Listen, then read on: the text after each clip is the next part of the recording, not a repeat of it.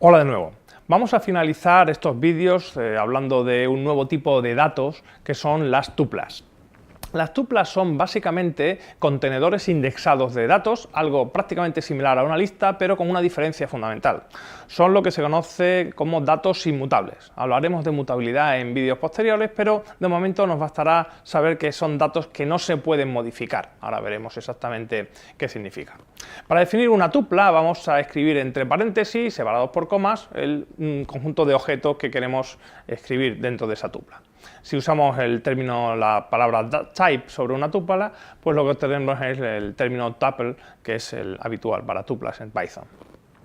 En realidad los paréntesis no son necesarios. Si yo escribo una colección de elementos separados por coma y se lo asigno a una variable, básicamente lo que estoy es generando una tupla exactamente igual. Lo cual puede generar cierto tipo de ambigüedad cuando uno define tuplas formadas por un único elemento. De hecho, de esas tres definiciones, ¿qué es realmente una tupla? Bueno, es algo que podemos ver fácilmente si usamos otra vez el término type sobre cada una de ellas, y veremos que en el primer caso estamos obteniendo una cadena de caracteres, un string, y en los segundo y tercer casos, B y C, son realmente tuplas.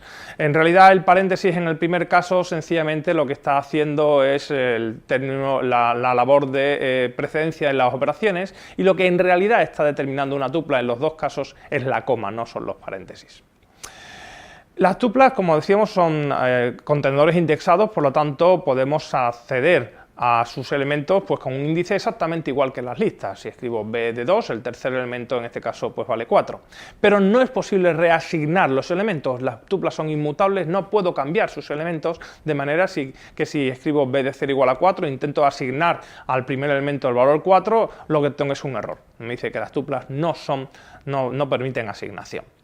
Las tuplas son realmente útiles en lo que se conoce como el empaquetado, desempaquetado, la asignación múltiple y el intercambio, como vamos a ver a continuación. Básicamente entendemos por empaquetado esto de coger una colección de objetos y asignársela a un valor. Es como empaquetar una serie de objetos en una tupla.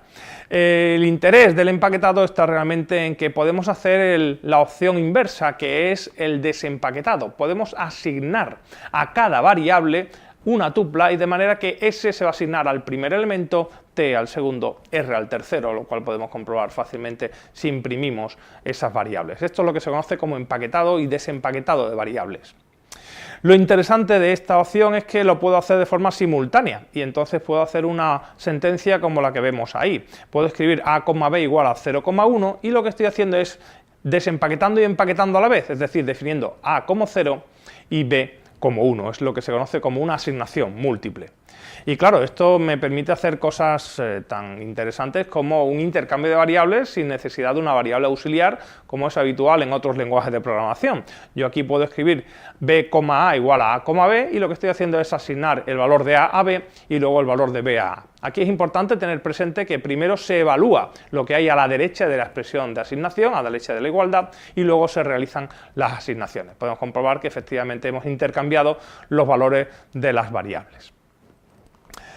El desempaquetado se puede hacer es necesario hacerlo con el mismo número de variables que de objetos, es decir, si escribo A, B igual a 1, 2, 3, entonces tengo no está balanceado el número de variables con el número de objetos, y lo que tengo automáticamente es un error.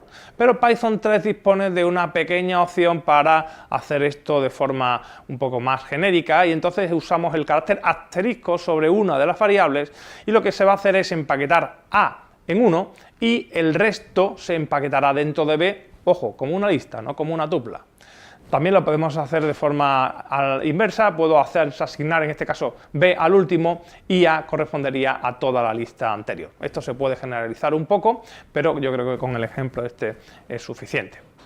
Por último, vamos a ver un par de métodos bastante simples sobre las tuplas, que son por una parte el método index, que nos va a proporcionar el índice del primer elemento que coincide con el argumento que estamos pasándolo al método. En este caso, pues el argumento es el carácter A y se obtiene en el primer elemento de la tupla, por lo tanto el índice correspondiente es el 0, o el método count, que nos va a contar el número de veces que aparece el objeto que estamos pasando como argumento en nuestra tupla. En este caso el número de veces que aparece A es 2. Las tuplas serán muy útiles también para pasar y sobre todo para retornar datos en una función, que es algo que veremos en vídeos posteriores. Hasta entonces.